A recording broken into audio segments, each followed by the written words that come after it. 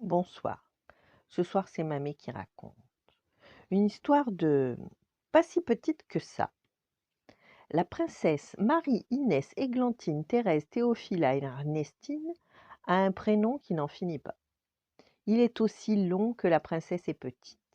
En effet, Marie-Inès Églantine Thérèse Théophila Ernestine est si minuscule qu'il arrive qu'elle se perde dans les brins d'herbe, qu'elle disparaisse dans les plis de sa couette et que personne ne la voit quand elle entre dans une pièce.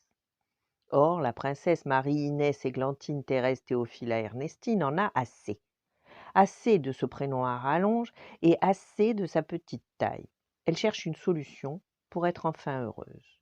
Pour le prénom, les choses sont assez simples.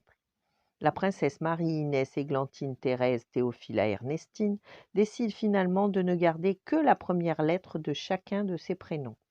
C'est ainsi qu'elle se rebaptise la princesse Miette. Pour la taille, en revanche, les choses sont plus compliquées. Pour gagner quelques centimètres, la princesse se fait confectionner des chaussures à talons qui ressemblent à des échasses et une perruque en forme de pièce montée. Ainsi accoutrée, Miette a une drôle d'allure. Et puis souvent, elle se tord la cheville ou bascule en avant quand le vent se prend dans sa chevelure. En plus, on ne la voit pas beaucoup plus qu'avant, hein. La princesse Miette est désespérée. Pour réussir à grandir, elle consulte des médecins, des mages, des magiciens du monde entier. Buvez cette potion à base de poils de girafe, lui dit un marabout africain. On dit qu'elle fait des miracles. La princesse boit la potion, dont les poils lui gratouillent le fond de la gorge, et rien. À la prochaine lune, dormez suspendu la tête en bas, au-dessus de votre lit, et vos jambes vont s'allonger, lui prédit un sorcier hindou. La princesse guette la lune avec espoir, s'accroche la tête en bas, et se réveille avec un terrible mal de crâne et des jambes de la même taille. Faites couper les jambes à tous les habitants du royaume et vous vous sentirez plus grande, propose un charlatan des Indes. Celui-ci Miette le met à la porte sur-le-champ, en lui recommandant de prendre ses jambes à son cou avant qu'elle n'ait l'idée de les lui couper. Et si vous vous acceptiez tel que vous êtes, lui suggère un mage lapon, vous trouveriez votre taille idéale. La princesse fait la moue. Trouver sa taille idéale, elle en doute. Or, un jour après le dîner, tandis que Miette est dans sa chambre à tirer sur des élastiques pour tenter d'allonger ses bras et ses jambes, des cris retentissent dans le palais. Au secours! Au secours! Sans réfléchir, Miette se réfugie derrière les rideaux de sa chambre juste à temps. Un brigand pénètre dans la pièce et gronde. « Y a quelqu'un ici ?» La princesse retient sa respiration, ne bouge plus. Le brigand soulève la couette, renverse les meubles, écarte les rideaux.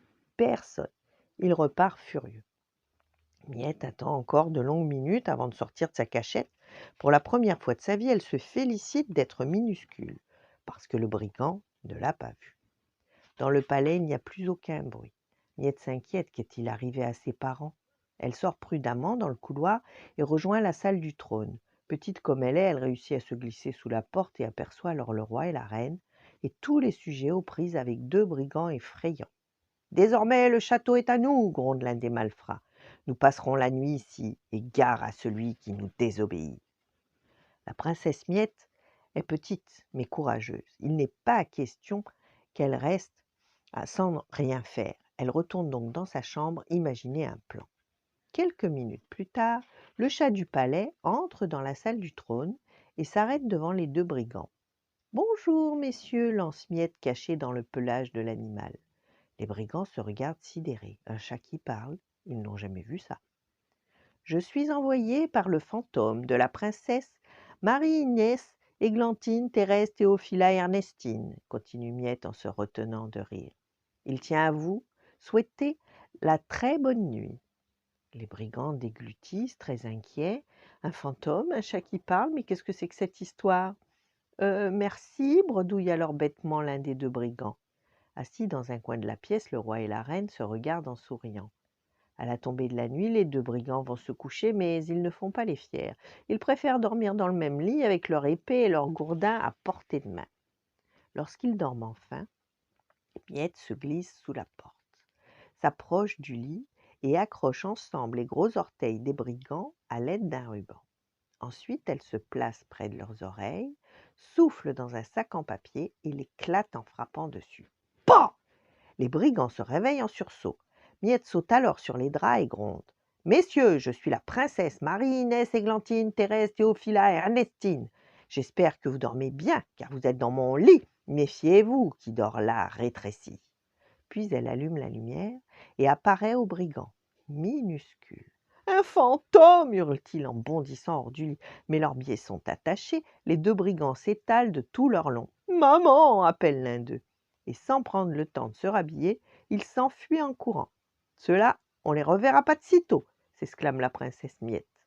Quant à elle, plus jamais elle ne se plaindra d'être petite, car finalement, elle a vraiment la taille idéale pour accomplir de grandes choses. Voilà, bonne nuit, faites de beaux rêves et à demain.